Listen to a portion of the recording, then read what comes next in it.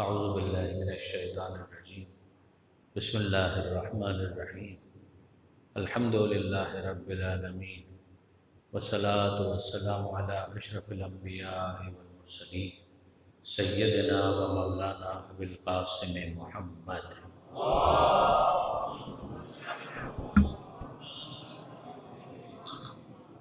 واہل بیتہ الطیبین الطاہرین المعصومین المظلومین المنتجبین المنتخبین المیامین لا سیما للامام المنتظر والحجۃ الثانی عشر الذین اذهب اللہ عنہم الرجس وطہرہم تطہیرا۔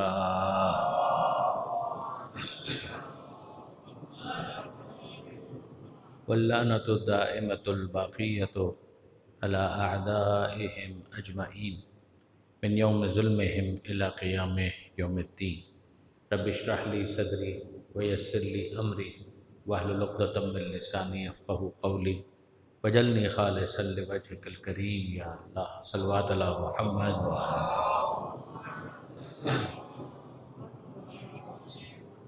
اما بعد فقد قال اللہ سبحانہ وتعالی فی القرآن الحکیم بسم اللہ الرحمن الرحیم یا ایہا الناس انا خلقناکم من ذکر و انثی وجعلناکم شعوبا وقبائل لتعارفوا ان اکرمکم عند اللہ اتقاکم۔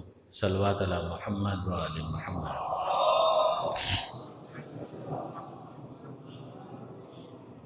برادران عزیز و خاران محترم، ظاہر ہے کہ سلسلہ مجالس کی آج یہ دوسری نشست ہے اور یہ ساری مجلس منسوب ہیں مولا کائنات امیر المومنین علی ابن ابی طالب علیہ السلام۔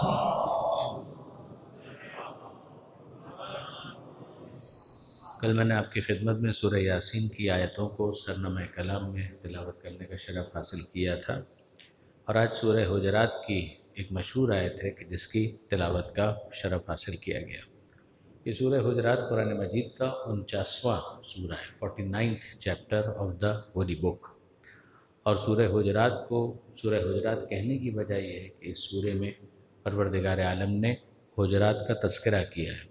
تو حجرات کیا ہوتے ہیں؟ یہ وہ لفظ ہے کہ جس کے سنگولر سے کچھ نہ کچھ ہم آشنا ہوتے ہیں، یعنی حجرات جمع ہے حجرے کی، اور حجرہ اردو میں بھی کچھ نہ کچھ استعمال ہونے والا لفظ ہے۔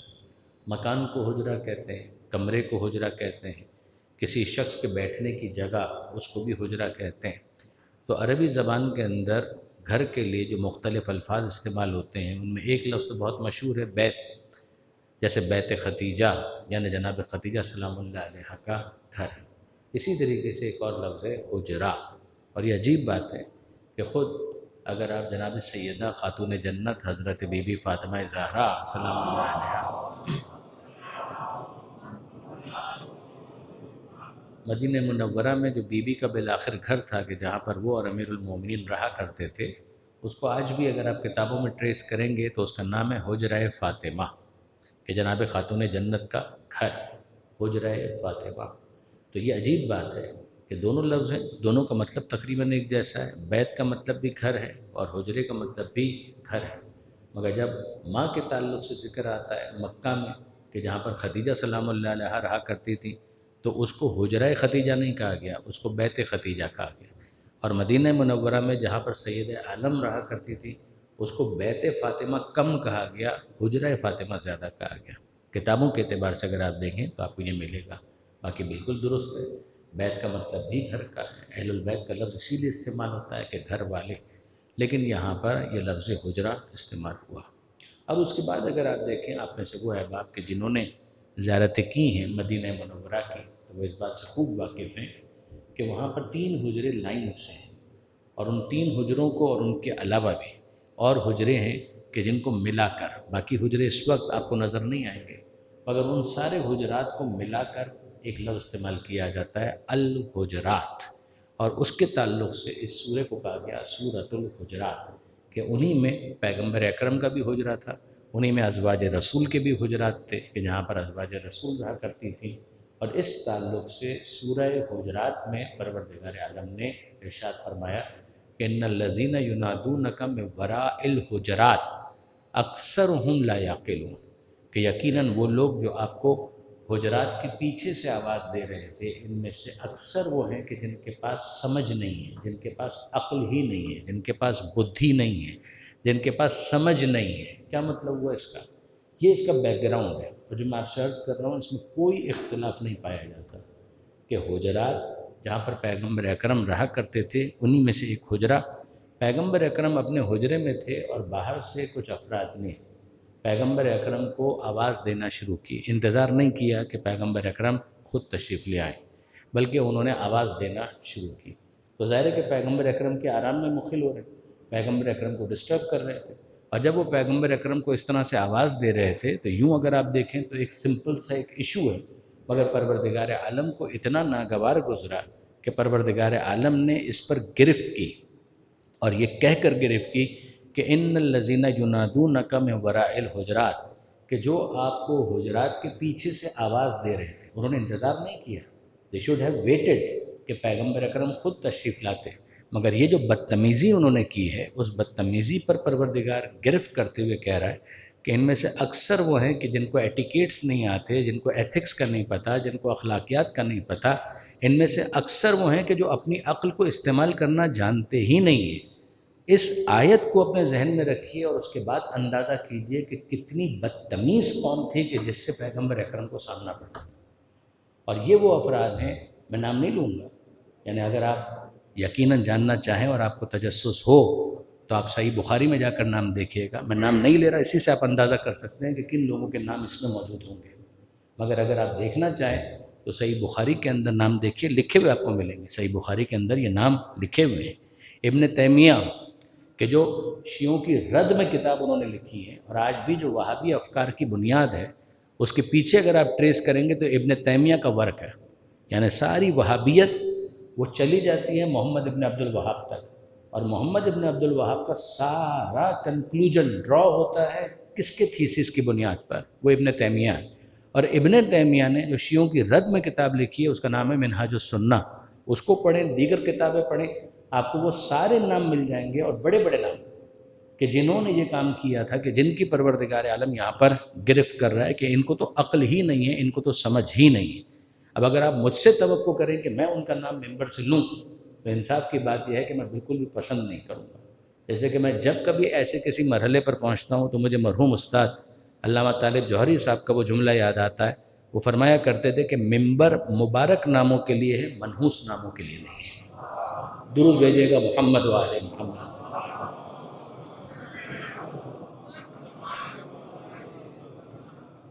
مگر اس سے آپ صرف اتنا اندازہ کیجیے کہ بطور کلی آپ کلین چٹ سب کو یہ کہہ کر کہ وہ صحابی تھے کیسے دے سکتے ہیں؟ یہ ان کے اندر یہ سارے افراد بھی تو موجود ہیں کہ جن کا پروردگار عالم اس طریقے سے تذکرہ کر رہا ہے۔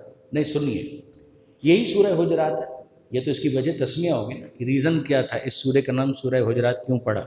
اگر آپ آگے پڑھیں تو سورہ حجرات کے آغاز ہی میں پروردگار عالم نے غالباً دوسری آیت میں ہی آپ کو یہ مل جائے گا، کیا ارشاد ہو رہا ہے کہ یا ایھا الذین آمنو، اے ایمان لانے والوں، لا ترفعوا اصواتکم، اپنی آواز کو بلند مت کرو، فوق صوت النبی، نبی کی آواز پر اپنی آواز کو بلند مت کرو، ولا تجہروا لہ بالقول کجہر بعضکم لبعض، اور نبی کو ویسے مت پکارو جیسے تم آپس میں ایک دوسرے کو پکارتے ہو، نہ ان کی آواز پر اپنی آواز کو بلند کرو، نہ ان کو ویسے پکارو جیسے تم آپس میں ایک دوسرے کو پکارتے ہو۔ آپ جانتے ہیں جب ایک دوسرے کے ساتھ دوستی ہوتی ہے تو انسان بلا تکلف کبھی یار کہہ دیتا ہے، کبھی دوست کہہ دیتا ہے، کبھی نام لے لیتا ہے، مخاطب کرنے کے یہ انداز بے تکلفی پر دلالت کرتے ہیں۔ پروردگار فرماتا ہے کہ خبردار یہ مت کرنا، کبھی مت سمجھنا کہ تمہیں اس بات کی اجازت ہے کہ تم اپنی آواز کو نبی کی آواز پر بلند کر دو، نہ تمہیں اس بات کی اجازت ہے کہ تم نبی کو ویسے پکارو جیسے آپس میں ایک دوسرے کو پکارا کرتے ہو۔ اگر یہ تم جیسا ہوتا تو ہم اجازت دے دیتے، نہ یہ تم جیسا ہے نہ ہم تمہیں اس بات کی اجازت دیں گے، خبردار انہیں ویسے مت پکارنا کہ جیسے تم آپس میں ایک دوسرے کو پکارتے ہو، اور اگر پھر بھی تم باز نہ آئے تو پھر یاد رکھنا ان تحبط اعمالکم وانتم لا تشعرون، تمہارے اعمال حبط کر دیے جائیں گے اور تمہیں شعور بھی نہیں ہوگا۔ جو تم عمل کے اوپر مغرور ہو رہے ہو، جو عمل پر تمہیں تکبر ہے، تو یاد رکھنا کہ یہ تمہارے اعمال حبط کر دیے جائیں گے اور تمہیں شعور بھی نہیں ہوگا۔ یہاں میں آپ کی خدمت میں عرض کروں برادران عزیز کہ یہ جو لفظ قرآن مجید نے دیا ہے کہ انتحبتا، اس کے روٹ ورڈ پر آپ جائیں گے نا تو اس کا مطلب ہے ہا با تا، ہے بے اور پھر توئیں، ہفت. اور اس ہفت کو اگر آپ سمجھنا چاہتے ہیں کہ اس کا مطلب کیا ہے تو اس کے ساتھ ساتھ ایک ملتا جلتا لفظ ہے، اگر اس کو ہم سمجھ لیں تو ہفت ہم کو خود سمجھ میں آ جائے گا. ایک لفظ ہے ضبط، یہ اردو میں بھی استعمال ہوتا ہے. کسی کی موٹر سائیکل ضبط ہو گئی، کسی کی گاڑی ضبط ہو گئی. یہ کب ہوتا ہے؟ یہ اس وقت ہوتا ہے کہ جب اس نے قانون کی خلاف ورزی کی. آپ نے غلط جگہ پر گاڑی پارک کر دی تو آپ کی گاڑی اٹھا لی گئی، ضبط کر لی گئی. آپ نے غلط جگہ پر موٹر سائیکل کھڑی کر دی، موٹر سائیکل ضبط کر لی گئی. کوئی ایکسیڈنٹ ہو گیا جس کی وجہ سے پولیس نے آپ کی گاڑی کو ضبط کر لیا. ضبط کے اندر ہوتا کیا ہے؟ ضبط کے اندر ملکیت کو ختم نہیں کیا جاتا، مالک آپ ہی ہیں، مگر آپ کے ملکیت کو ایکنالج کرتے ہوئے اس پینلٹی کے طور پر آپ کی گاڑی کو ضبط کر لیا گیا. یعنی مطلب یہ ہوا کہ آپ باہر نکلے، آپ نے دیکھا گاڑی نہیں، اور اگر وہاں گئے کہ پولیس اسٹیشن میں جا کر اور آپ کو گاڑی نظر آئی تو آپ نے کہا یہ میری گاڑی ہے، تو وہ پولیس والے کہے گا کہ ہاں یہ آپ کی گاڑی ہے مگر اس کو ہم نے ضبط کر لیا، یہ چالان بھریے، یہ فائن دیجئے اور اپنی گاڑی چھڑوا لیجیے. تو آپ نے اندازہ کیا کہ ضبط کے اندر کیا ہوتا ہے. ضبط کے اندر یہ ہوتا ہے کہ ملکیت کو ایکنالج کیا جاتا ہے، فائن لگایا جاتا ہے، کفارہ مانگا جاتا ہے، کوئی جریمہ لگایا جاتا ہے، کوئی پینلٹی لگائی جاتی ہے، اور پھر اس کے بعد وہ چیز ریلیز کر دی جاتی ہے. یہ ہے ضبط کا مفہوم. مگر حبط کا مفہوم اس سے آگے کا ہے. ضبط کے اندر ملکیت کو مانا گیا، بس کہا گیا کہ فی الحال استعمال سے روک دیا گیا ہے، یو کانٹ یوز اٹ. کیوں؟ اس لیے کہ آپ نے غلط کام کیا تھا، پینلٹی دیجئے اور اپنی گاڑی نکلوا لیجئے، یہ گاڑی آپ ہی کی ہے. لیکن اگر کسی نے کوئی ایسا برا کام کر دیا، مثال کے طور پر کسی جنگ کے اندر دشمن کا ساتھ دے دیا، اب ہو سکتا ہے کہ اس کی نیشنلٹی ہی ختم کر دی جائے، ہو سکتا ہے کہ اس کو شہریت ہی سے محروم کر دیا جائے، اور اب اس کی جتنی پراپرٹی ہے وہ سب کی سب ضبط نہیں کی جائے گی، حبط کی جائے گی. یعنی کیا مطلب؟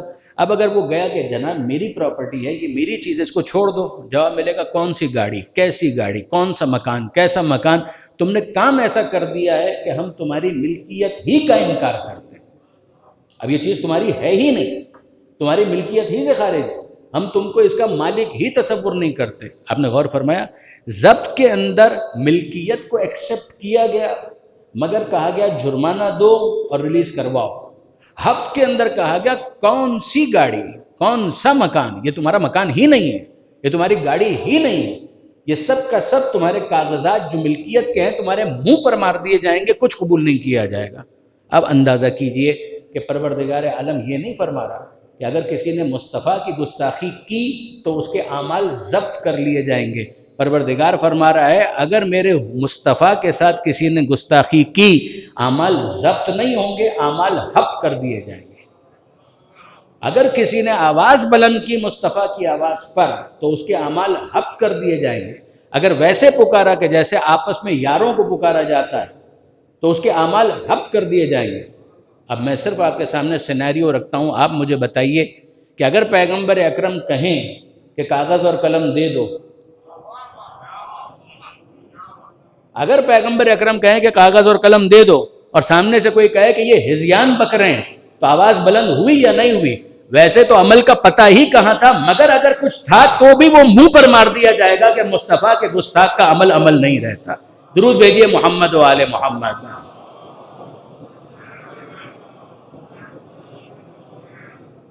ایک مرتبہ اور درود بھیجیے گا محمد و آل محمد.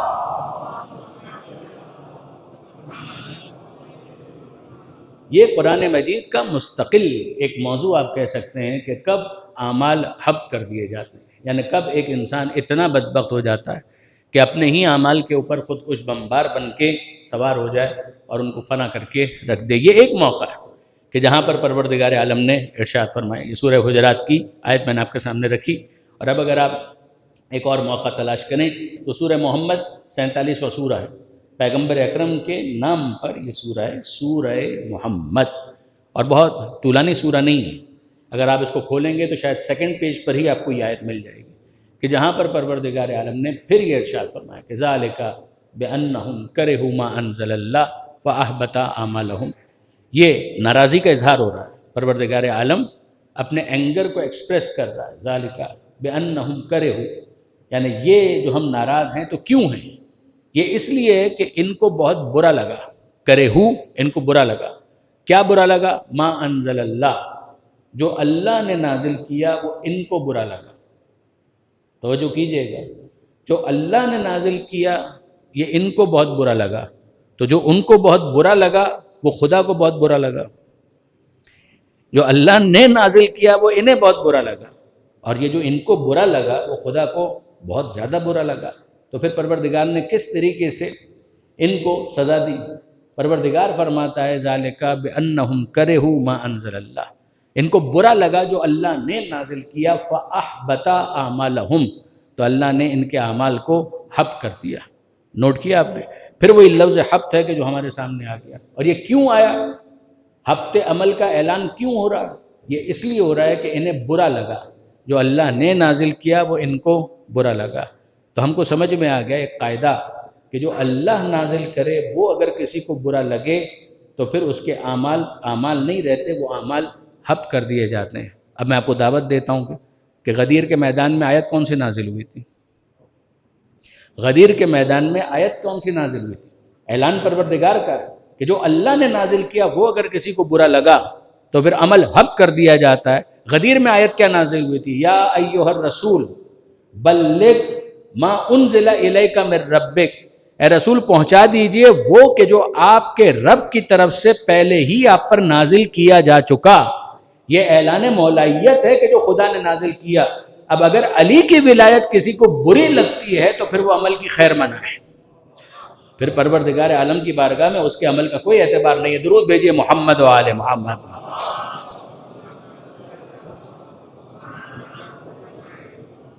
عمل بہت اہم ہے، عمل کی بڑی اہمیت ہے، عمل مطلوب ہے، عمل مقصود ہے، اس میں کوئی شک اور شبہ نہیں۔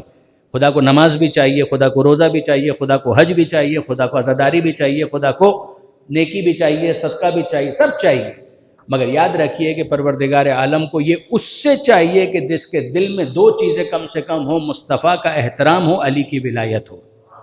اگر مصطفیٰ کا احترام نہیں ہے اور علی کی محبت نہیں ہے تو اس کی نماز بھی حبط ہے، اس کے روزے بھی حبط ہیں۔ یہ قیامت کے میدان میں پہنچے کہ مالک میری نماز میرا روزہ، تو جواب یہی ملے گا کون سی نماز اور کون سا روزہ؟ جس کے دل میں علی کی ولایت نہیں ہے اس کے اعمال اس کے منہ پر مار دیے جائیں گے۔ درود بھیجئے محمد و آل محمد۔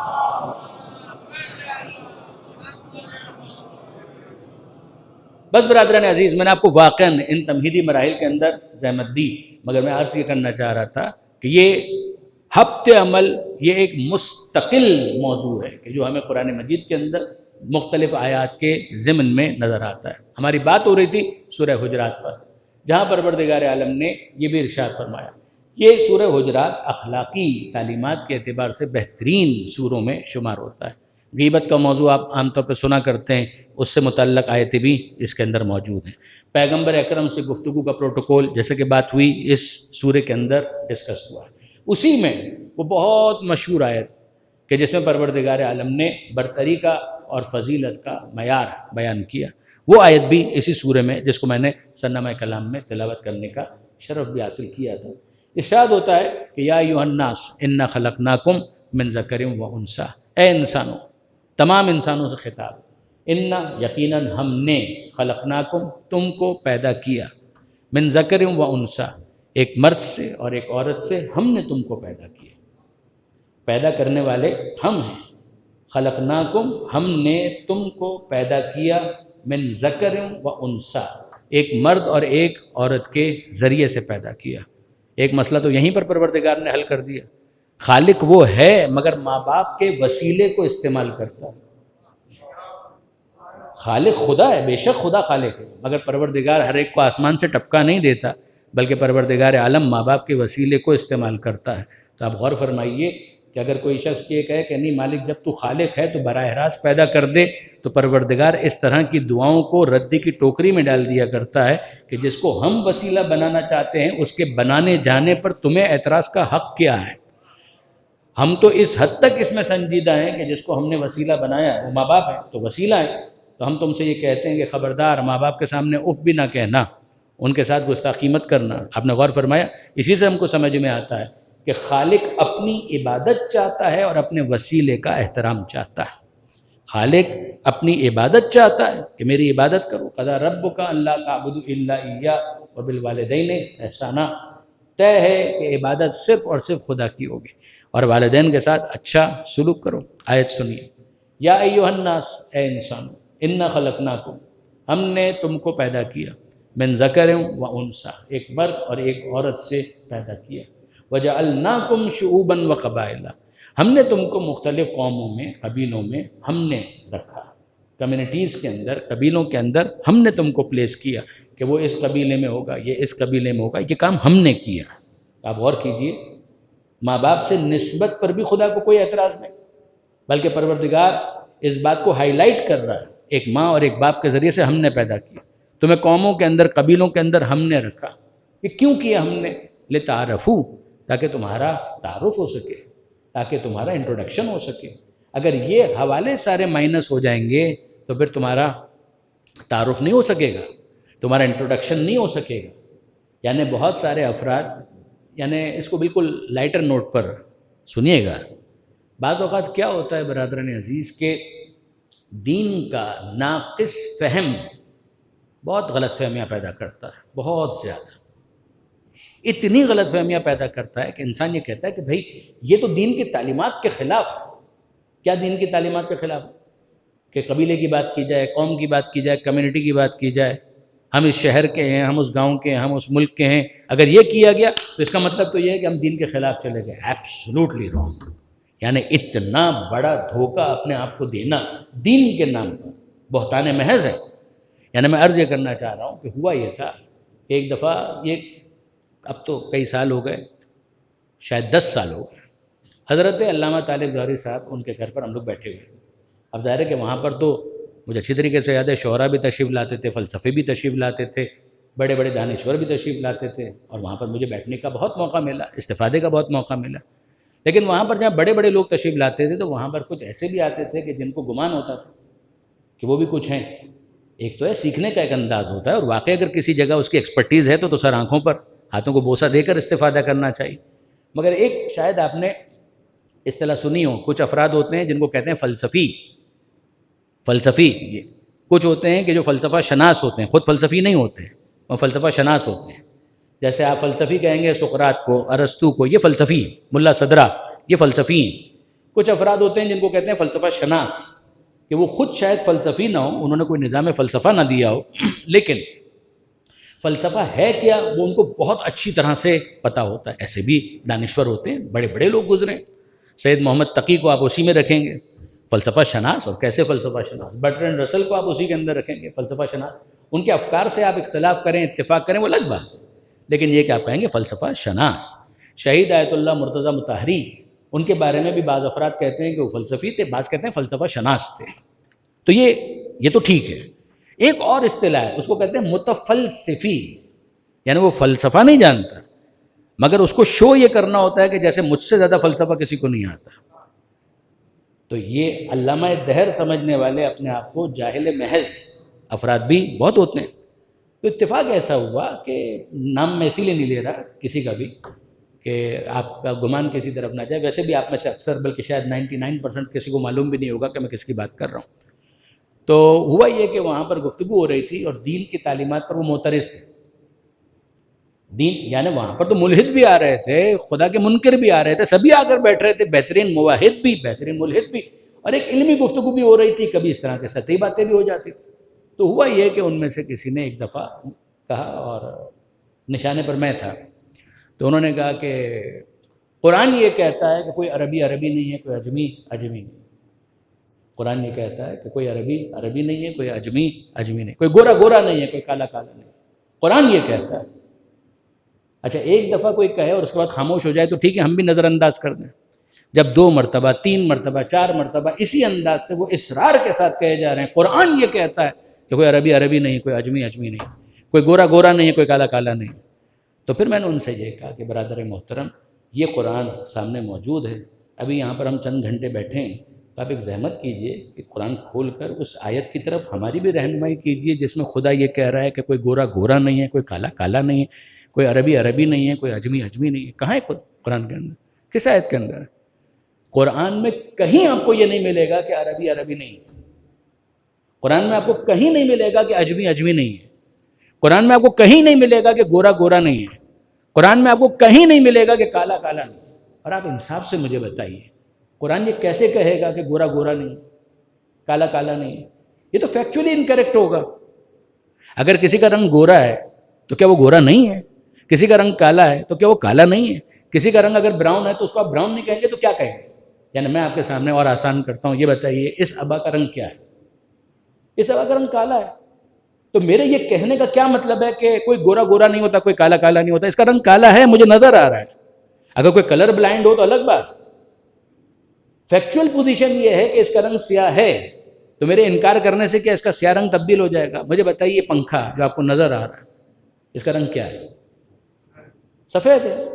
تو کیا میرے کہنے کی وجہ سے اس کا رنگ کالا ہو جائے گا یا اس کا رنگ سفید نہیں رہے گا؟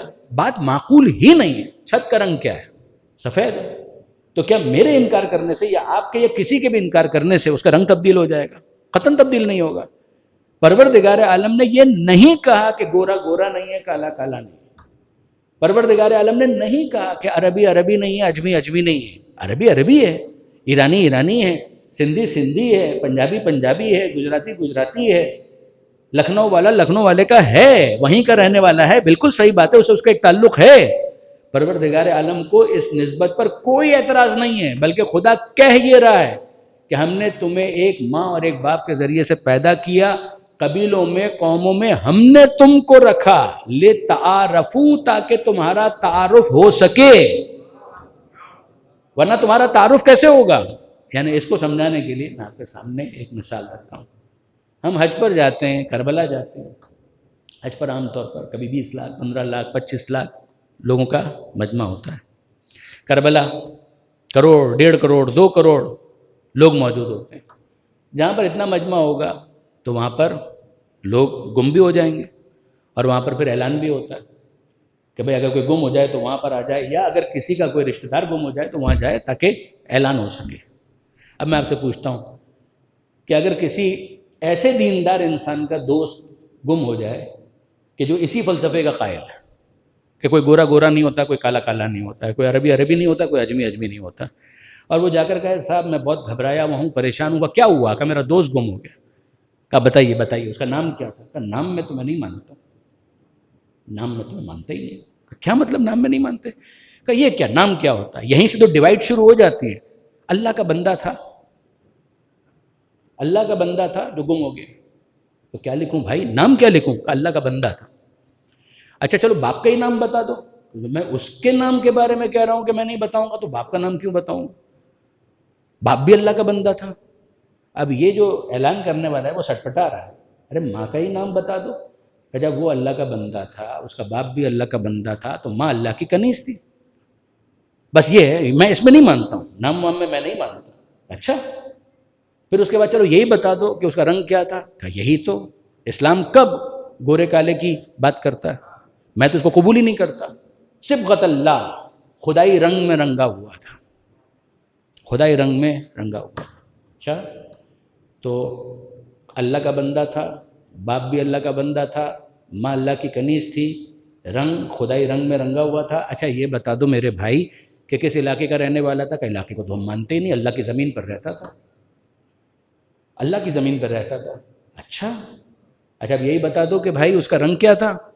رنگ کے بارے میں تو پہلے ہی بتا دیا، وہ خدائی رنگ میں رنگا ہوا تھا. لباس بتا دو، پینٹ شرٹ پہنا ہوا تھا، شلوار قمیض پہنا ہوا تھا، دھوتی کرتا پہنا ہوا تھا. کیا پہنا ہوا تھا؟ کہا کہ نہیں اس میں تو ہم نہیں مانتے. لباس التقویٰ ذالک خیر، لباس تقویٰ، اس کی ہم بات نہیں کرتے. یہیں سے تو ڈیوائڈ شروع ہوتی ہے.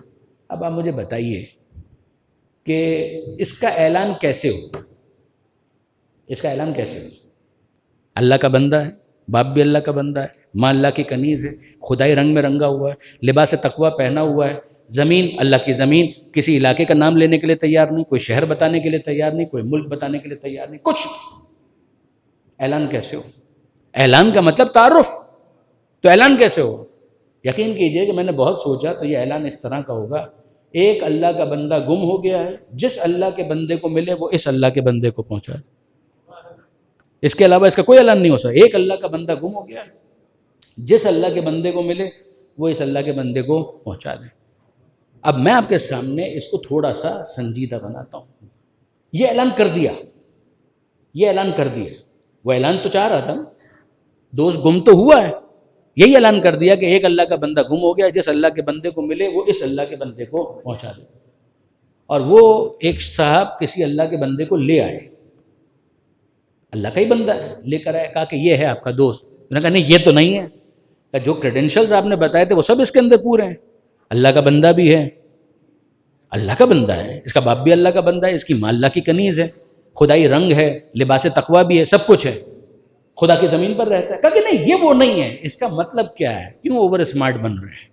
اس کا مطلب یہ ہے کہ آپ بھی جانتے ہیں کہ ان حوالوں سے تعارف مکمل نہیں ہو سکتا جب تک اس کا واقعی رنگ نہ بتایا جائے، واقعی قوم نہ بتائی جائے، واقعی علاقہ نہ بتایا جائے، واقعی زبان نہ بتائی جائے.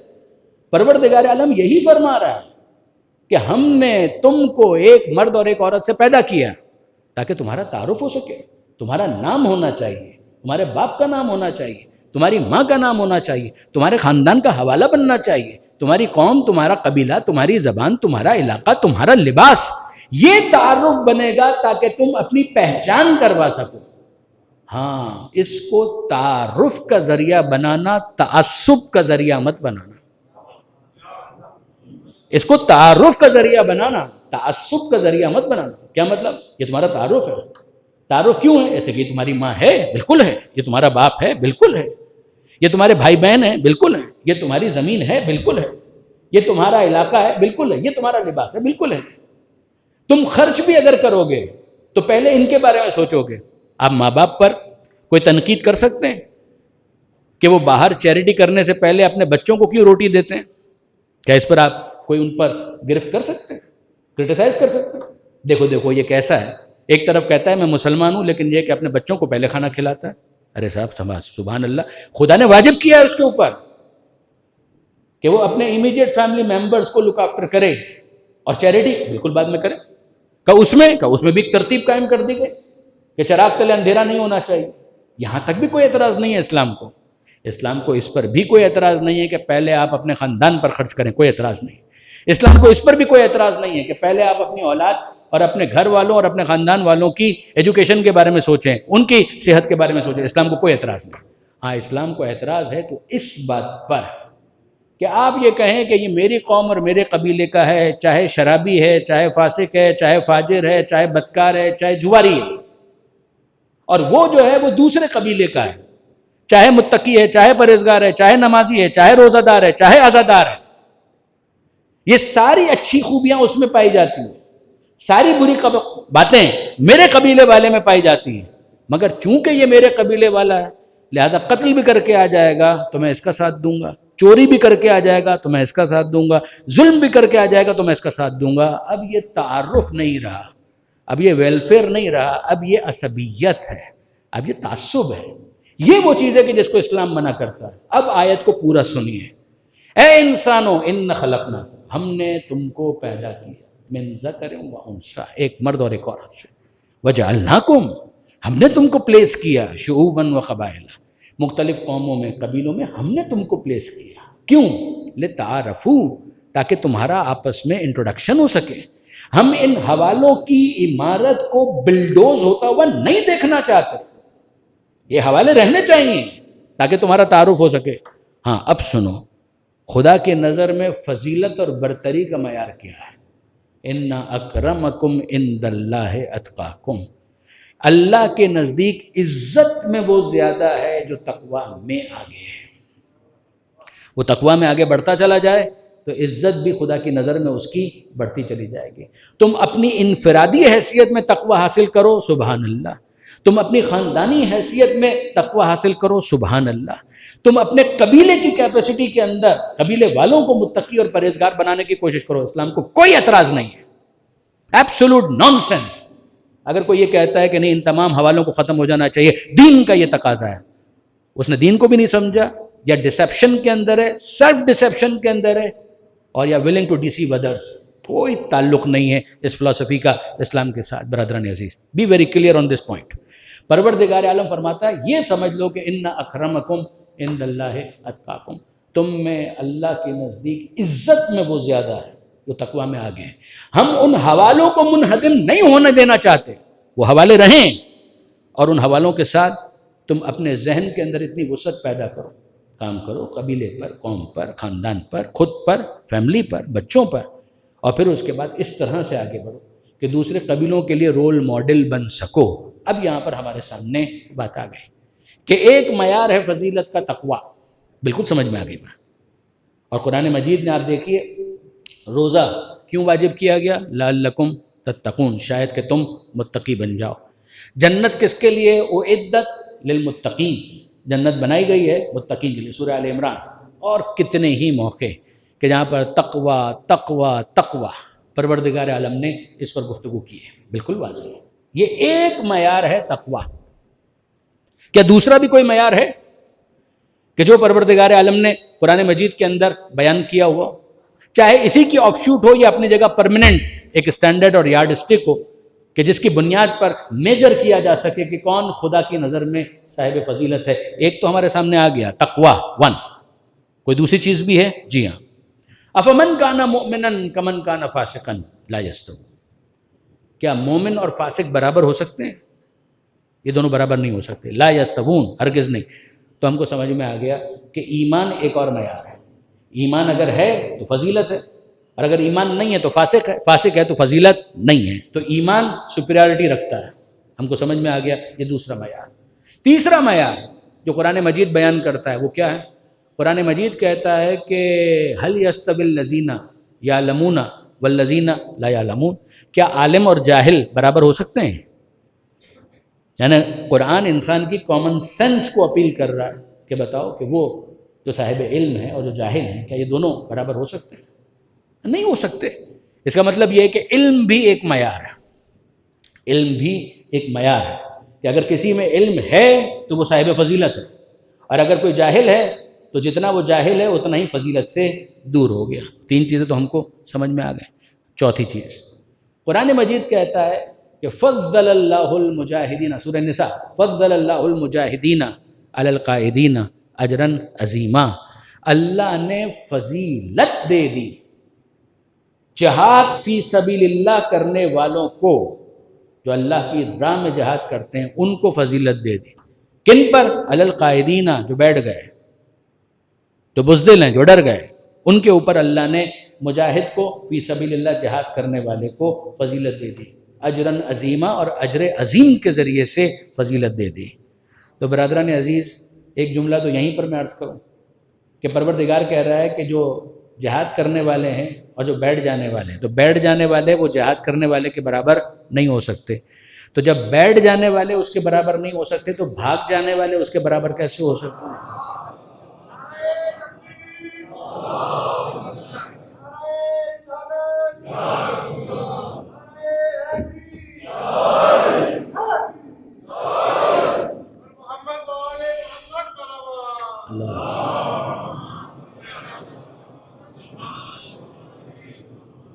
جب بیٹھ جانے والے اس کے برابر نہیں ہو سکتے تو بھاگ جانے والے اس کے برابر کیسے ہو سکتے ہیں؟ تو یہ چار معیارات تو ہو گئے، چار معیارات ہمارے سامنے آ گئے، یہ قرآن مجید کے دیے ہوئے معیارات ہیں۔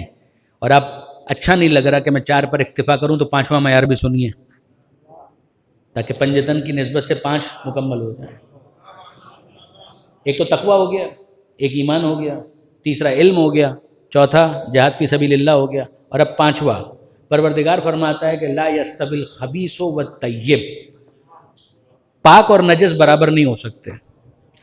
ولو اعجبک کثرت الخبیث، چاہے خبیث کی کثرت تمہیں کتنی ہی بھلی محسوس ہو، مگر خبیث اپنی کثرت کے ساتھ بھی پاک کے برابر نہیں ہو سکتا۔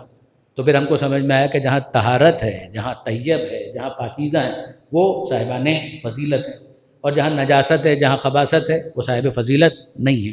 تو یہ 4 کے بعد 5 معیارات ہمارے ہاتھ آ گئے جو قرآن مجید نے دیے ہیں۔ نمبر 1 تقوی، ایمان، نمبر 2، نمبر 3 علم، نمبر 4 جہاد فی سبیل اللہ، اور نمبر 5 طہارت۔ یہ 5 معیارات ہو گئے۔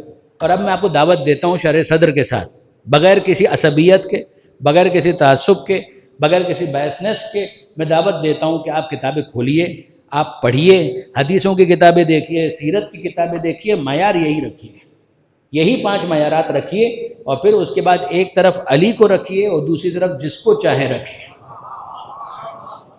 ایک طرف آپ رکھیں مولا کو، اور سامنے آپ کو جس کو رکھنا ہے رکھیں، اور پھر اس کے بعد انصاف سے مجھے بتائیے، علی سے افضل ہونا تو بہت دور کی بات، نزدیک بھی کوئی نظر آتا ہے؟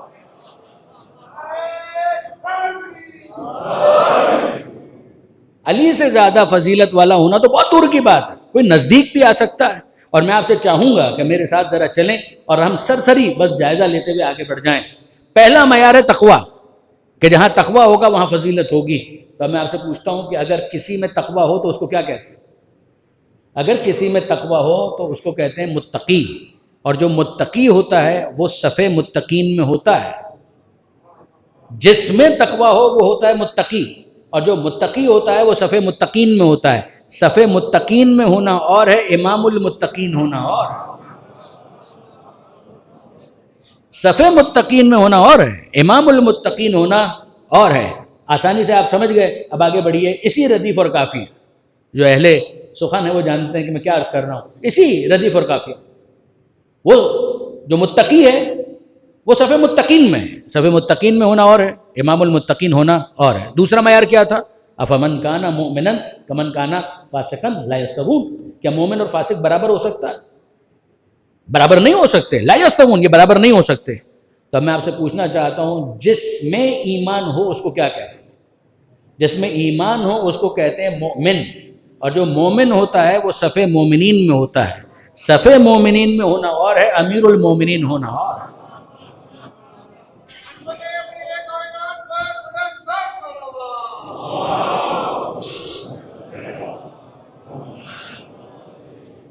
جس میں ایمان ہو وہ ہوتا ہے مومن، اور جو مومن ہوتا ہے وہ صف مومنین میں ہوتا ہے۔ صف مومنین میں ہونا اور ہے، امیر المومنین ہونا اور ہے۔ اور مجھے اجازت دیجیے میں لفظوں کو تبدیل کروں۔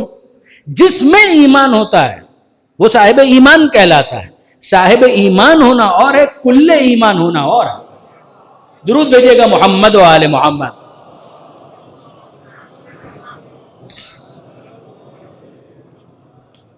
ایک ہے صاحب ایمان اور ایک ہے کل ایمان۔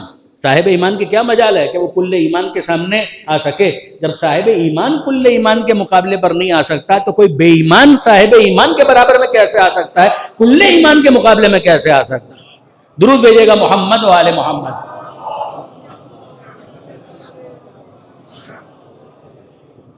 آپ نے غور فرمایا؟ تو یہ 2 معیارات تو ہوئے، اور اب تیسرا معیار کہ جہاں پروردگار فرماتا ہے کہ هل يستوي الذين يعلمون والذين لا يعلمون، کیا وہ جن کے پاس علم ہے اور جن کے پاس علم نہیں ہے، کیا یہ دونوں برابر ہو سکتے ہیں؟ ہم کو سمجھ میں آ گیا کہ اگر علم کم ہو تب بھی وہ فضیلت سے محروم ہو جاتا ہے، تو جاہل تو کبھی بھی صاحب علم کے مقابلے پر نہیں آ سکتا۔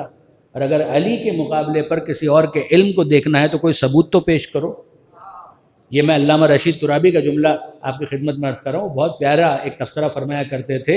انہوں نے ایک مرتبہ کہا تھا کہ بھائی ممبر پر قبضہ کر لینا اور ہے، رسول کے ممبر پر قبضہ کر لینا اور ہے، مگر اگر رسول کا وارث بننا ہے تو بتاؤ تو صحیح کہ توحید کے بارے میں انہوں نے کیا فرمایا، رسالت کے بارے میں انہوں نے کیا کہا۔ ہم میرٹ پر اسیس تو کریں اور پھر ہم نہج البلاغہ کو پیش کریں کہ علی نے تو یہ کہا، تم بتاؤ کہ دوسروں نے کیا کہا، تو ہمیں پتہ تو چلے۔ برادران عزیز، انصاف تو کریں کہ جو مسند نشین مصطفیٰ بننا چاہتا ہے، یعنی میں یہ علم کے تعلق سے آپ کی خدمت میں عرض کروں، جناب مولانا مصطفیٰ جوہر صاحب، ان کا بہت مشہور ایک سلام ہے، بدقسمتی سے شاید اتنا مشہور نہیں ہے لیکن ہے بہت عمدہ کلام، بہت عمدہ سلام مولانا مصطفیٰ جوہر صاحب علی اللہ مقامہ۔ اس کا پہلا جو مطلع ہے اس کے اندر وہ ارشاد فرماتے ہیں علم کے تعلق سے، مگر پہلا جو شعر ہے وہ سنیے گا کہ کنارے حوض کوثر کے شہ ابرار بیٹھے ہیں، کنارے حوض کوثر کے شہ ابرار بیٹھے ہیں، لیے حلقے میں شہ کو شہ کے ماتم دار بیٹھے ہیں۔ کنارے حوض کوثر کے شہ ابرار بیٹھے ہیں، لیے حلقے میں شہ کو شہ کے ماتم دار بیٹھے ہیں۔ سلونی کی صدا تنقید ہے دور گزشتہ پر، توجہ ہے، سلونی کی صدا تنقید ہے دور گزشتہ پر، علی ممبر پہ مثل احمد مختار بیٹھے ہیں. درود بھیجیے گا محمد و آل محمد.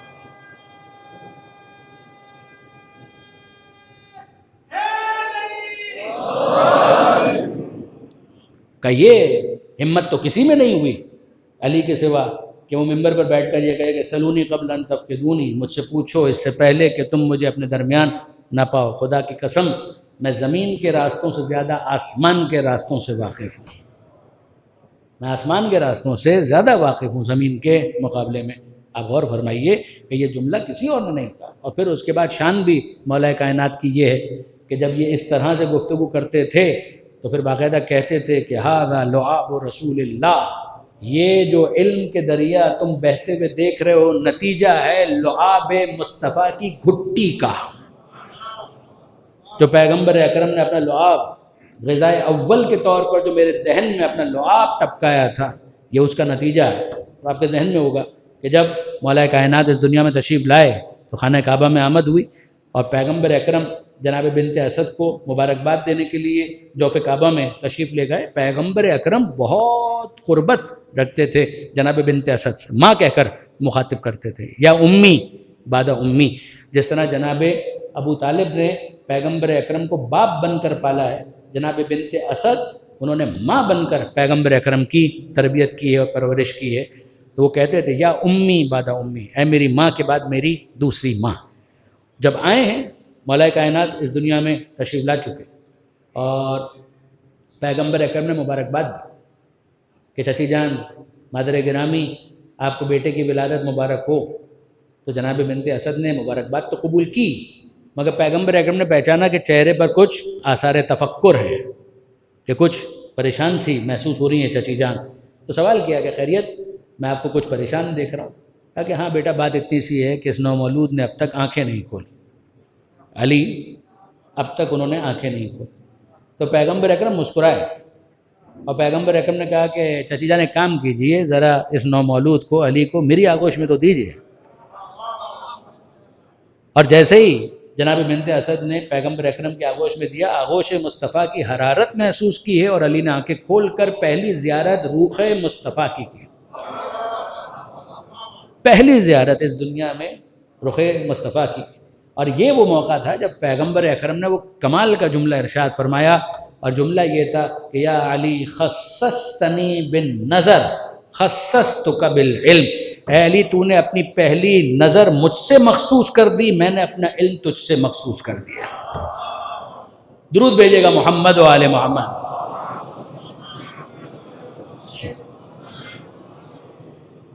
اب آپ کو اس کے بعد امیر المومنین کے علم پر بھی کوئی کلام ہو سکتا ہے؟ امیر المومنین ہے کہ جنہوں نے اس شان سے یہ کہا. پیغمبر اکرم نے کہا انا مدینۃ العلم وعلی بابھا، میں علم کا شہر ہوں، علی اس کا دروازہ ہے. انا دار الحکمہ وعلی بابھا، میں حکمت کا گھر ہوں، علی اس کا دروازہ ہے.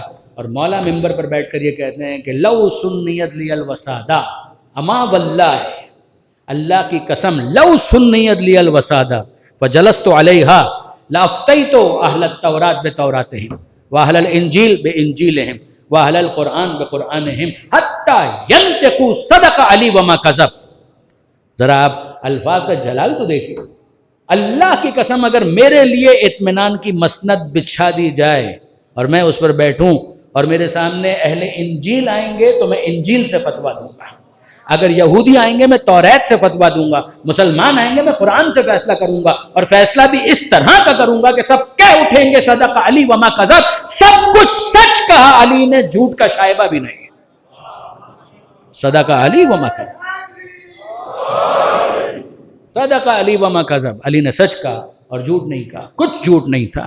اور یہاں پر بھی جو اہل سخن ہے وہ جانتے ہیں عربی کے اعتبار سے یہاں پر حتی ینطقو، اس میں واو جو ہے اس کا کام ہے ضمیر کا، پروناؤن کا. اور یہ کہاں پلٹے گا؟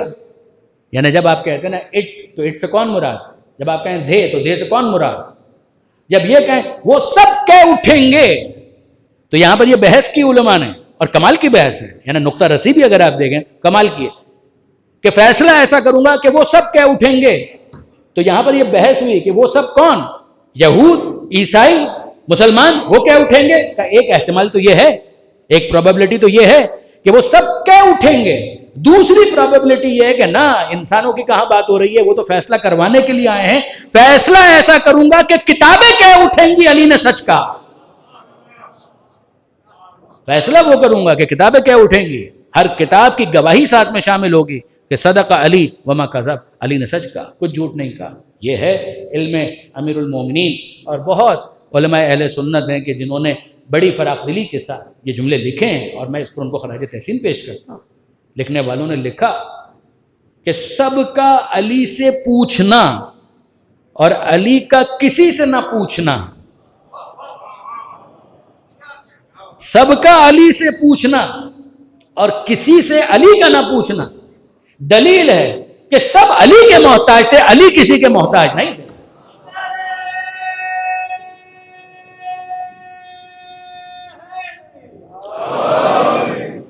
سب علی کے در پر آ کر کہہ رہے ہیں۔ دیکھیے، سازشیں کرنا بہت آسان ہے، مگر اگر سر پر کوئی مسئلہ آ جائے تو اس کے بعد پھر گردن جھکا کر یہ کہنا اعتراف حقیقت نہیں ہے تو کیا ہے کہ اگر علی نہ ہوتے تو ہم ہلاک ہو جاتے،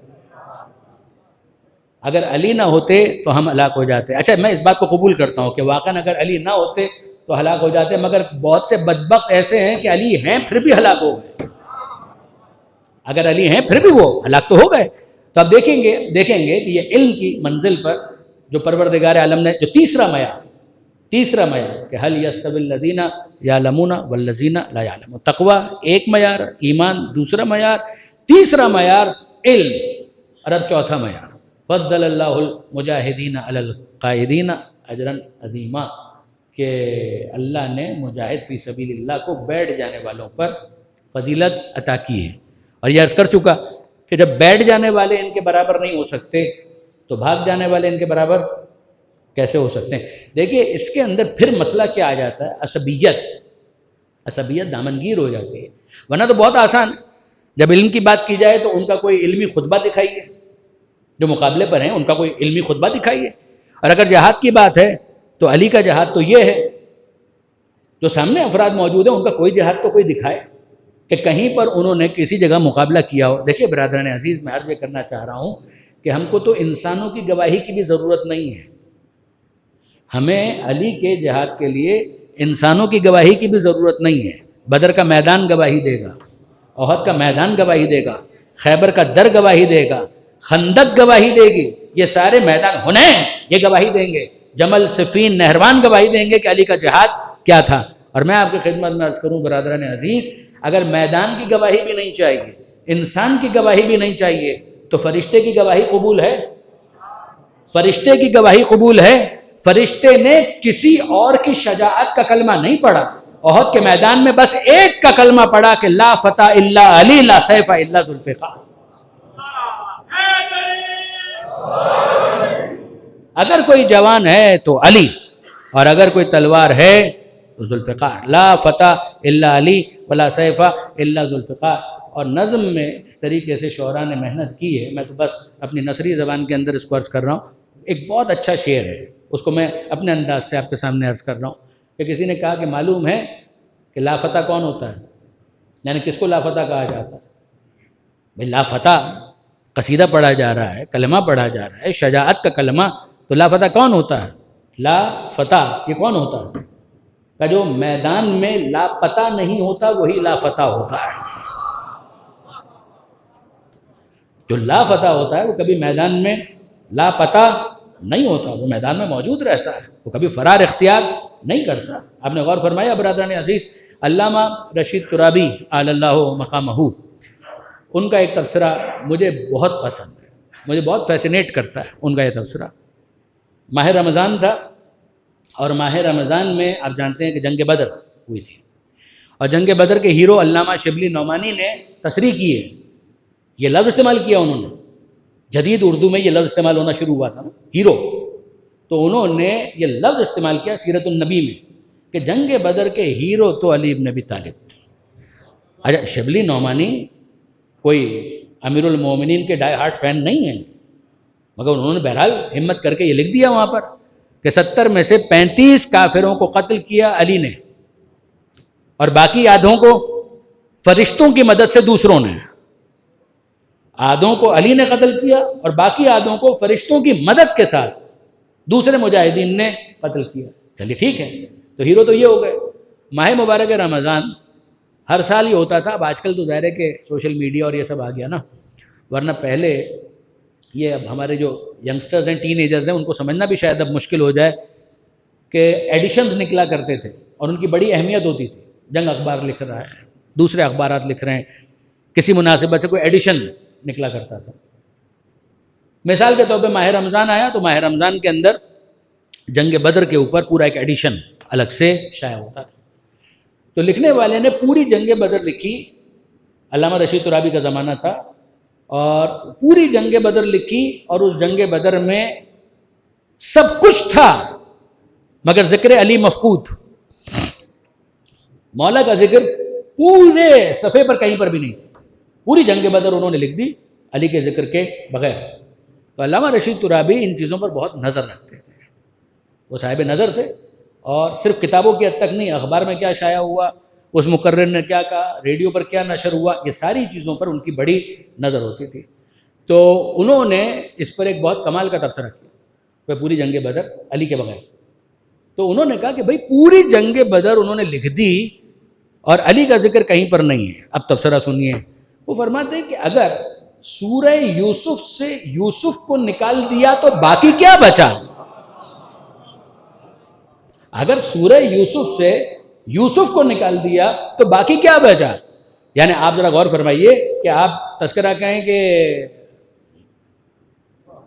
بھائیوں نے حسد کیا, مگر کس بھائی سے حسد کیا اسی کا ذکر نہیں. یعقوب بہت پیار کیا کرتے تھے مگر کس سے پیار کیا کرتے تھے اسی کا ذکر نہیں. بھائیوں نے کنویں میں ڈال دیا, ارے کس کو کنویں میں ڈال دیا اسی کا ذکر نہیں. کنویں سے نکال لیا, کس کو نکالا اس کا ذکر نہیں. عزیز مصر بنا دیا, کس کو بنا دیا اسی کا ذکر نہیں ہے. تو اگر آپ نے یوسف کا نام اپنی عصبیت کی وجہ سے نکال دیا تو پھر سورہ یوسف میں بچا کیا؟ وہاں پہ تو کوشچن مارک ہی کوشچن مارک رہ جائے گا کہ نہ یہ کچھ بتایا نہ وہ کچھ بتایا. ہر جگہ پر جو بتانے والی چیز تھی اسی کو نہیں بتایا.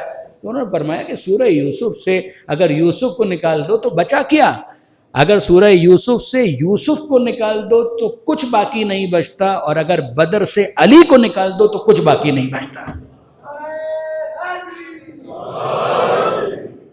اگر بدر سے علی کو نکال دو, میدان جنگ سے اگر علی کو نکال دو تو پھر اس کے بعد باقی کیا بچا؟ اگر اس پوری داستان میں اس ہیرو ہی کا ذکر نہیں ہے تو پھر ذکر کس کا ہے؟ یہ وہ بہت ہی خوبصورت ان کا تبصرہ تھا.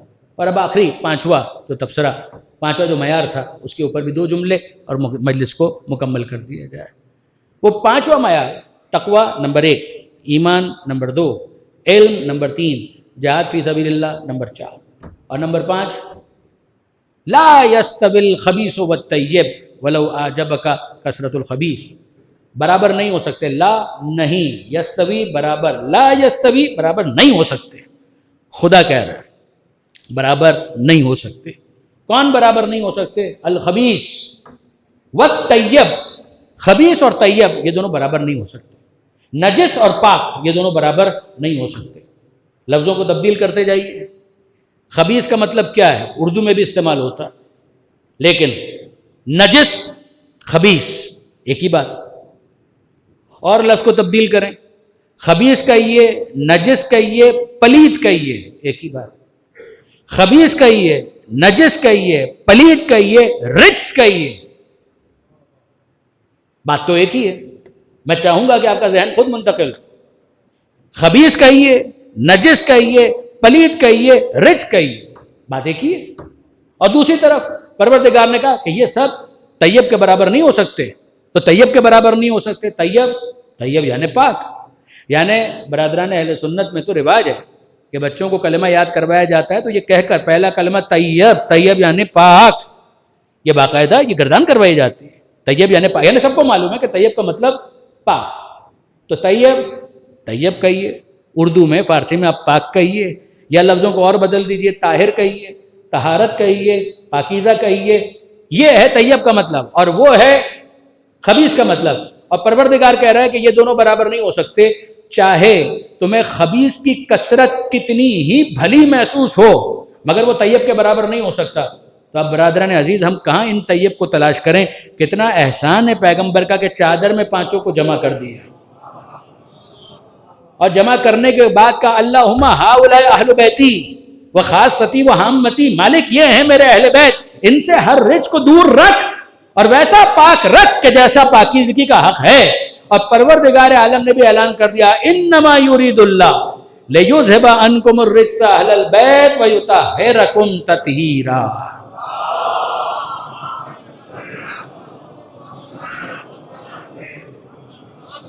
ارادہ پروردگار یہ ہر رجس کو دور رکھے تم سے اے اس گھر والوں، اور ویسا پاکیزہ رکھے کہ جو پاکیزگی کا حق ہے۔ اور کتنا خوبصورت استدلال ہے کہ پروردگار خود کہہ رہے ہیں کثرت پر مت جانا، طہارت کو پیش نظر رکھو۔ مالک ہم کو کیا معلوم کہ طہارت کا معیار کیا ہے، کہ جو چادر میں ہے وہ ہے طہارت کا مرکز، یہ ہے طہارت کا مرکز۔ کہ مالک یہ تو 5 ہیں، کہ اسی لیے کہا تھا کہ قلت اور کثرت کو معیار مت بنانا۔ اگر وہ طیب اور طاہر ہیں تو 5 ہیں، تو یہ 5 معیار ہیں، اور ان کے باہر جتنے بھی ہیں ان سب کو اگر اپنے آپ کو پاکیزہ تر بنانا ہے تو ان پاکیزگی کے محور سے اپنے آپ کو متصل کرنا ہوگا۔ جو ان سے جتنا دور ہوگا، یعنی علماء نے بہت خوبصورت ایک تبصرہ کیا کہ بھئی رجس کس کو کہتے ہیں، نجاست کس کو کہتے ہیں، خباثت کس کو کہتے ہیں۔ درست ہے، آپ اس کا لغت سے ایک پورا تھیسس تیار کر لیجئے، آپ قرآن مجید کی آیتوں کو دیکھیے کہاں کہاں پر رجس کے لفظ کا استعمال ہوا ہے، مگر بہت آسان ہے۔ جب پروردگار نے کہہ دیا کہ یہ جو چادر میں ہیں یہ ہیں طہارت کا مرکز، اور ان سے ہر رجس کو دور رکھا، تو اس کا مطلب کیا ہوا؟ اس کا مطلب یہ ہوا کہ جو جتنا ان سے دور ہوتا جائے گا رجس کا مصداق بنتا جائے گا، جو جتنا ان سے دور ہوتا جائے گا اتنا ہی وہ رجس و نجاست کا مرکز بنتا جائے گا، اور جو جتنا ان سے قریب ہوتا جائے گا اتنا ہی طہارت کو اپناتا جائے گا، اور جو طہارت کو اپنانے میں کسی کمال کا مظاہرہ کرے اس کے لیے اعلان ہوگا السلمان منا اہل البیت، کہ سلمان ہم اہل بیت میں سے ہیں۔ اب آپ نے غور فرمایا یہاں پر اہل بیت کا مقصد کیا ہے؟ کہ اس نے اپنے آپ کو اتنا متمسک کیا، اتنا وابستہ کیا، کہ جس کا نتیجہ یہ ہے کہ اسے کہا گیا یہ تو ہم اہل بیت میں شامل ہیں۔ اب اس کے بعد آپ تاریخ کے اندر، سیرت کے اندر، اپنے مشاہدے کے اندر بہت مثالیں پائیں گے، بہت مثالیں پائیں گے۔ میں پھر کہہ رہا ہوں اور بار بار کہہ رہا ہوں، جہاں سے گفتگو شروع کی تھی وہیں سے گفتگو کو اختتام کی طرف لے جانا چاہتا ہوں۔ خدا کو عمل چاہیے، بالکل چاہیے، خدا کو نماز روزہ سب چاہیے، مگر یہ نماز اور روزہ انسان کو کسی ثواب کا مستحق نہیں بنا سکتا اگر اس کے دل میں آل محمد کا بغض موجود ہے۔ Be very clear on this point. یہ کوئی خطیبانہ لفاظی نہیں ہے، یہ کوئی ذاکر کی ذاکری نہیں ہے، نہیں برادران عزیز، یہ فیکٹ آف دا میٹر ہے۔ بالکل یاد رکھیے گا اس بات کو کہ اگر کوئی آل محمد کا بغض رکھتا ہے، اور یہ وہ چیزیں ہیں کہ جس کے اوپر خود برادران اہل سنت کے پاس بہت روایتیں موجود ہیں، حاکم حسکانی نے لکھا، اور مستدرک کے اندر آپ کو اس طرح کی روایتیں مل جائیں گی کہ اگر کوئی زندگی بھر خانہ کعبہ کا طواف کرتا رہے، صفا اور مروہ کا درمیان سعی کرتا رہے، نمازیں پڑھتا رہے، اتنی نمازیں پڑھے کہ اس کی کمر شل ہو جائے، لیکن اس کے دل میں ہم آل محمد کا بغض موجود ہے، آل محمد کی محبت نہیں ہے، خدا منہ کے بل اس کو جہنم کے گڑھے کے اندر ڈال دے گا۔ یہ کوئی لفاظی نہیں ہے، یہ پیغمبر اکرم کی حدیثیں ہیں، یہ پیغمبر اکرم کی احادیث ہیں کہ جس میں کسی قسم کا کوئی شک اور شبہ وارد نہیں ہو سکتا۔ آل محمد کے مکتب میں اس کی صراحت ہے، خود برادران اہل سنت کے مکتب میں اس بات کی صراحت موجود ہے۔ بدقسمتی ہے کہ انسان نماز پڑھے اور عبد الرحمن ابن ملجم بنے، وہ نماز پڑھے اور سلمان فارسی بنے، وہ نماز پڑھے اور ابو ذر غفاری بنے۔ کیا کہنا ایسی نماز کا، سبحان اللہ۔ ایسی نماز ہو تو یقیناً وہ مستحق کے ثواب ہے۔ مقداد کی طرح سے نماز پڑھے، وہ میثم تمار کی طرح سے نماز پڑھے، وہ رشید حجری کی طرح سے نماز پڑھے، حر کی طرح سے نماز پڑھے، حر کی طرح سے نماز پڑھے۔ اگر حر کی طرح سے وہ نماز پڑھے، اور ماں سبق کی نمازیں جب وہ پڑھ رہا تھا وہ حسین کے کیمپ میں نہیں تھا، وہ ساری نمازیں اس کے منہ پر مار دی جاتی اگر وقت آخر حسین کے قدموں میں اس نے سر نہ رکھ دیا ہوتا، وہ ساری نمازیں اس کی مردود ہو جاتی، نعوذ باللہ من ذالک، اگر اس نے وقت آخر حسین مظلوم کے قدموں پر سر نہ رکھ دیا ہوتا۔ اسے خدا نے لعنت اللہ سے رحمت اللہ کا مصداق بنا دیا. کیا کہنا.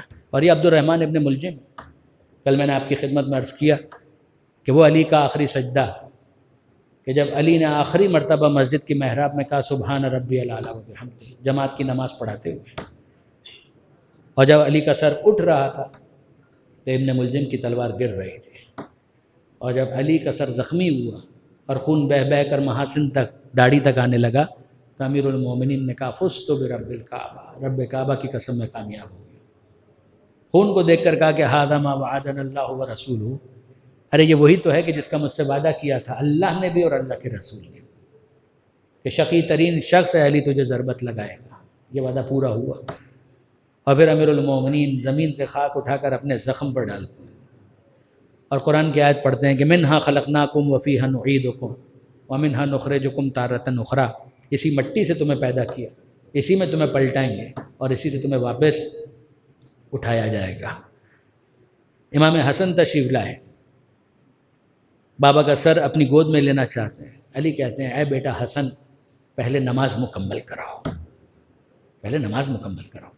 ہم محافظ صلاۃ ہیں، ہم نماز کے محافظ ہیں، پہلے نماز مکمل کراؤ.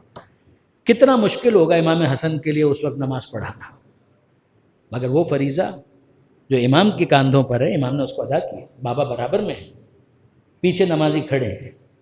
حسن مجتبیٰ نے نماز پڑھائی، نماز مکمل ہوئی. آج تعقیبات برخاست، آج تو تعقیبات میں بس علی ہیں اور علی کا وہ حال ہے کہ جس کو سب دیکھ رہے ہیں. امام حسن مجتبیٰ بابا کے سر کو پھر گود میں لیتے ہیں، اور اس سے پہلے کہ کچھ اور باتیں ہوں ابن ملجم کو گرفتار کر کے لایا گیا جو بھاگ گیا تھا. لوگ اس کی تلاش میں تھے. امیر المومنین نے کہا کہ ابھی اس دروازے سے میرے قاتل کو پکڑ کر لایا جائے گا، اور ابن ملجم کو لایا گیا. جب ابن ملجم کو لایا گیا لوگ اس کے چہرے پر تھوک رہے تھے، اسے زد و کوب کر رہے تھے، اس کے ہاتھ بندھے ہوئے تھے. اور امیر المومنین نے پہلے اس کو دیکھ کر کہا کیا میں نے تیرے ساتھ کوئی برا سلوک کیا تھا؟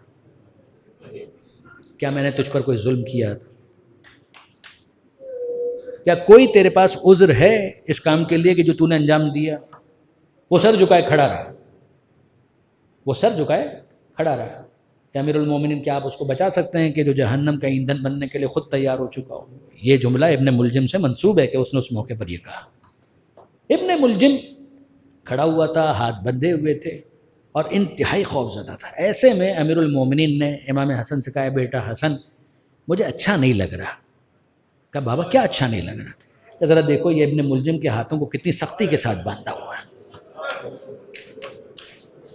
بندھا ہوا ہے. اس کی آنکھیں خود بتا رہی ہیں کہ یہ کتنا دہشت زدہ ہے، اس کے دل کی دھڑکن بتا رہی ہے کہ اس وقت اس کے دل کی کیا کیفیت ہے. مجھے اچھا نہیں لگ رہا. اے بیٹا ذرا اس کی رسیوں کو ڈھیلا کروا دو. تو امام حسن کہتے ہیں بابا اس نے ہمارے دل کو زخمی کر دیا اور آپ اس کی رسیاں ڈھیلی کرنے کا حکم دے رہے ہیں. کہاں بیٹا لیکن کیا کریں، ہم آل محمد ہیں، ہم اہل بیت، ہمارا ذمہ یہ ہے کہ ہم اسی طرح سے لوگوں کے بارے میں سوچیں. ہے بہت بڑا مجرم ہے، بے شک اس نے بہت بڑا ظلم کیا ہے، مگر ہو سکے اس کے ذرا ہاتھوں کی رسیوں کو تھوڑا ڈھیلا کروا دو. میں آپ کی طرف سے امیر المومنین کی خدمت میں ہاتھ جوڑ کر کہوں اے مولا یہ کوفہ 40 ہجری کا ہے کہ جہاں آپ اپنے قاتل کی رسیوں کو بھی ڈھیلا کروا رہے ہیں. مولا 61 ہجری میں آپ کی زینب اور آپ کی ام کلثوم اسی شہر کوفہ میں لائی جائیں گی اور ہاتھوں میں رسیاں ہوں گی اور ایک رسی میں کئی گلے ہوں گے کہ جن کو باندھا کے ہوگا. وہ بچی سکینہ شام کے زندان، شام کے دربار میں بھی یہی کہتی رہی. جب یزید نے کہا کہ تو کیوں بار بار ایک پیر اٹھاتی ہے ایک پیر رکھتی ہے، تو میں کیا کروں، ایک ہی رسی میں ساری گلوں کو باندھ دیا گیا ہے. کیفیت یہ ہے کہ یا میرا بھیا سید سجاد اس کا دم گھٹتا ہے یا میرا دم گھٹتا ہے. میرا قد چھوٹا ہے، اس وجہ سے مجھے کبھی ایک پیر اٹھانا پڑتا ہے کبھی دوسرا پیر اٹھانا پڑتا ہے. یہ امیر المومنین کا کرم ہے، یہ امیر المومنین کا برتاؤ ہے. اور امیر المومنین نے اس موقع پر ابن ملجم کو گرفتار کر کے اس کی رسیوں کو ڈھیلا کر کے اس کے ساتھ حسن سلوک کے حوالے سے سفارش کر کے اب اس کو ظاہر ہے کہ اس مخصوص جگہ کے اوپر بھیجنا تھا، بھیج دیا گیا، قید کر دیا گیا. اور امیر المومنین کے لیے ایک غلیم منگایا گیا. غلیم ایک موٹا کمبل جس کو اسٹریچر کے طور پر استعمال کرنا تھا، اس کو لا کر بچھایا گیا اور امیر المومنین کو اس پر رکھا گیا. اور پھر اس کے بعد ساتھیوں نے اس غلیم کو اٹھایا اور اٹھا کر لے چلے. اور جب باہر جا رہے تھے تو آسمان پر اب صبح کے آثار نمودار ہو چکے تھے۔ امیر المومنین نے آسمان کی طرف رخ کر کے کہا کہ اے پروردگار، جب قیامت کا دن ہو اور 1,24,000 انبیاء موجود ہوں تو گواہی دینا کہ تیرے علی نے تیری عبادت میں کبھی کوئی کمی نہیں کی، تیرے علی نے تیری عبادتوں کے اندر کبھی کوئی کوتاہی نہیں کی۔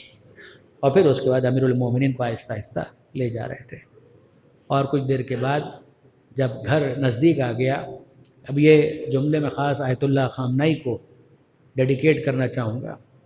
پہلی مرتبہ میں نے یہ الفاظ انہی سے سنے تھے، جناب آیت اللہ خامنائی۔ وہ بہت اچھے ممبری بھی تھے، ذاکر بھی تھے، خطیب بھی تھے۔ انہوں نے بہت عمدگی کے ساتھ یہ منظر کشی کی تھی کہ جب مولا کائنات زخمی ہوئے، اب تو گھر قریب آ گئے، مگر جب زخمی ہوئے تھے تو زخمی ہونے کے بعد امام حسن امام حسین آئے، تو امام حسن آنکھوں میں آنسو تھے، امام حسین چہرہ لال ہو رہا تھا، آنکھیں سرخ ہو رہی تھی، اتنا گریہ کیا اس موقع پر دونوں بیٹوں نے کہ ان کی آنکھیں سرخ ہو گئی۔ تو جناب امیر المومنین نے امام حسن کے گالوں کو تھپ تھپایا، چومنا شروع کیا، امام حسین کے گالوں کو تھپ تھپایا، کبھی پیشانی پر بوسہ دیتے ہیں، کبھی اے بیٹا حسن ہو جاتا ہے، زندگی اسی کا نام ہے، یہ اونچ نیچ تو ہوتی رہتی ہے، یہ سارے معاملات تو چلتے ہیں، اے بیٹا حوصلہ رکھو، تسلی دی۔ علی تسلی دے رہے ہیں زخمی حالت میں، کس کو؟ حسن کو۔ علی تسلی دے رہے ہیں زخمی حالت میں، کس کو؟ حسین کو۔ سب کو علی تسلی دے رہے ہیں، ارے ہو جاتا ہے، زندگی اسی کا نام ہے، کبھی اس طرح کے مراحل بھی آ جاتے ہیں۔ اور اب اس کے بعد جب گھر قریب آیا تو امیر المومنین نے کہا کہ بیٹا حسن، یہ میرے ساتھ ساتھ کون افراد چل رہے ہیں؟ کہ مولا آپ کے بابا آپ کے مخلصین ہیں، آپ کے چاہنے والے ہیں۔ کہا بیٹا ان سب کو میرا شکریہ کہنا، ان سب سے کہنا بہت بہت شکر ہے، انہوں نے بڑا ساتھ دیا، یہاں تک تشریف لائے، مگر اب چلے جائیں، وہ اپنے اپنے گھروں کو چلے جائیں، اور مجھے بھی زمین پر اتار دو، یہاں سے میں اپنے گھر تک پیدل جانا چاہتا ہوں۔ بابا آپ نہیں چل پائیں گے؟ کہا نہیں بیٹا، اب میں غلیم میں نہیں جانا چاہتا، میں تھوڑا سا پیدل جانا چاہتا ہوں، اور ان ساتھیوں کو کہو کہ وہ چلے جائیں۔ اور جب اس موقع پر امام حسن نے اعلان کیا کہ مولا کے تمام ساتھیوں کو بتایا جاتا ہے کہ علی یہ پسند کرتے ہیں کہ آپ اپنے اپنے گھروں کو چلے جائیں، تو ان ساتھیوں نے ہاتھ جوڑ لیے کہ امیر المومنین ہم کو کیوں محروم کرنا چاہتے ہیں، ہم آپ کے ساتھ مشایعت کرنا چاہتے ہیں، آپ کے گھر تک جانا چاہتے ہیں، ہمیں اجازت دیجیے۔ تو اس موقع پر امیر المومنین نے کہا کہ بات اتنی سی ہے کہ میں زخمی ہو چکا ہوں، یہ خبر زینب تک پہنچ چکی ہے،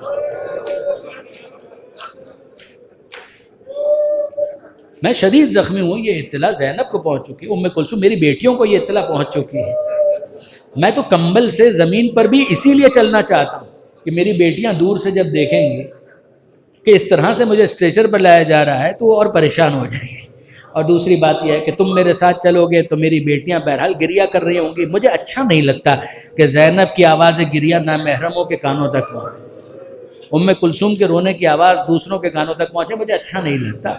اور وہ سب کے سب چلے گئے۔ اب اس کے بعد جناب آقا خامنائی فرماتے ہیں کہ جب امیر المومنین آہستہ آہستہ، زخمی تو ہیں، چاہے اپنے پیروں سے ہی چل کر جا رہے ہوں، حسن اور حسین نے سہارا دیا ہوا تھا، اور جب گھر کے دروازے کے پاس پہنچے، زینب وہاں پر منتظر تھی، ام کلثوم وہاں پر منتظر تھی، اور اب جب جناب زینب نے بابا کو دیکھا،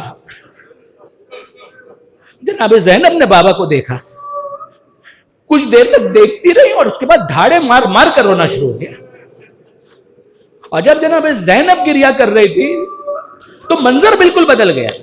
جب حسن گریہ کر رہے تھے تو علی کہہ رہے تھے اے بیٹا حسن تسلی ہو جاتا، جب حسین گریہ کر رہے تھے تو علی چہرے کو تپتپا رہے تھے اور کہہ رہے تھے بیٹا ہو جاتا ہے، مگر یہاں زینب نے گریہ کرنا شروع کیا، علی کے پاس کوئی لفظ نہیں تھا، ادھر زینب نے گریہ شروع کیا، وہیں علی نے زار و قطار گریہ شروع کیا۔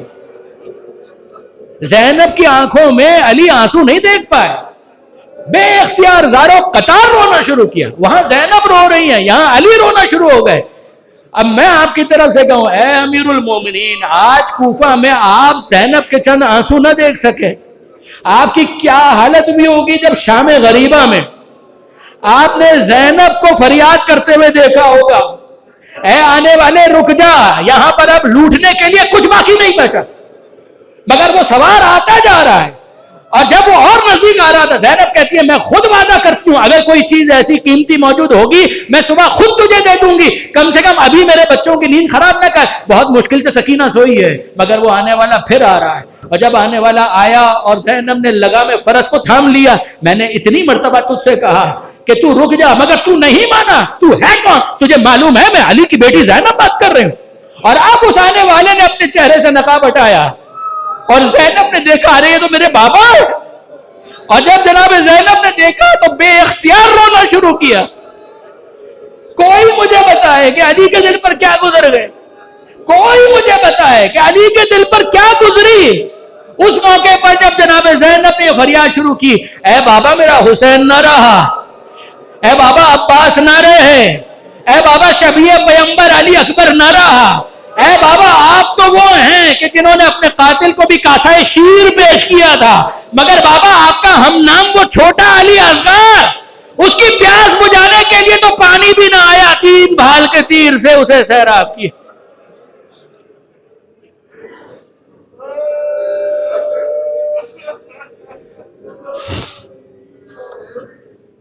الا لعنت اللہ علی الظالمین وسيعلم الذين ظلموا أي منقلب ينقلبون.